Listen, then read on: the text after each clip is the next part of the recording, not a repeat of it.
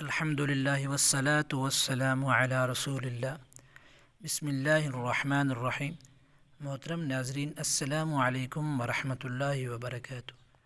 ربیع الاول کا مہینہ ہمیں اپنے پیارے نبی کریم صلی اللہ علیہ وسلم کی سیرت، اخلاق اور سنت یاد دلاتا ہے۔ اگر آپ چاہتے ہیں کہ اس دن آپ کا وقت اللہ تعالیٰ کی یاد اور نبی کریم صلی اللہ علیہ وسلم پر درود السلام میں گزرے، تو آئیے چند ایسے اعمال کرتے ہیں جو اپنی اصل میں نیکی اور ذکر ہے۔ ان اذکار کے لیے 12 ربیع الاول کا کوئی مخصوص عدد یا خاص فضیلت ثابت سمجھنا ضروری نہیں، انہیں عام نیک اعمال اور اذکار کی نیت سے پڑھیں۔ پہلا عمل، کثرت سے درود شریف۔ سب سے پہلے کوشش کریں کہ زیادہ سے زیادہ درود شریف پڑھیں۔ اللہم صلی علی محمد وعلی آل محمد۔ آپ کوئی بھی درود پڑھ سکتے ہیں، لیکن درود ابراہیمی یہ افضل درود ہے۔ دل میں نیت کریں کہ یا اللہ، مجھے اپنے محبوب نبی کریم صلی اللہ علیہ وسلم کی سچی محبت عطا فرما اور آپ صلی اللہ علیہ وسلم کی سنت پر چلنے والا بنا۔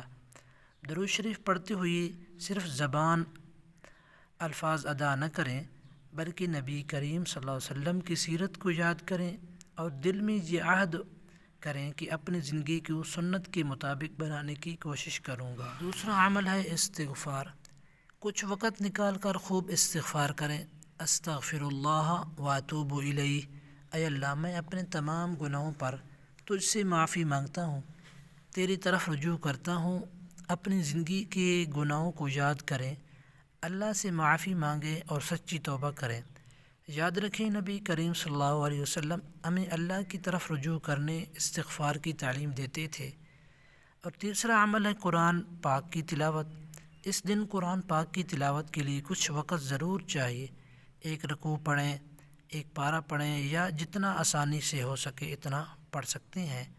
صرف تلاوت ہی نہیں، بلکہ کوشش کریں کہ قرآن معانی، کیونکہ ہمارے نبی کریم صلی اللہ علیہ وسلم زندگی قرآن کی تعلیمات کا عملی نمونہ تھا۔ چوتھا عمل، سیرت رسول اللہ صلی اللہ علیہ وسلم کو پڑھیں۔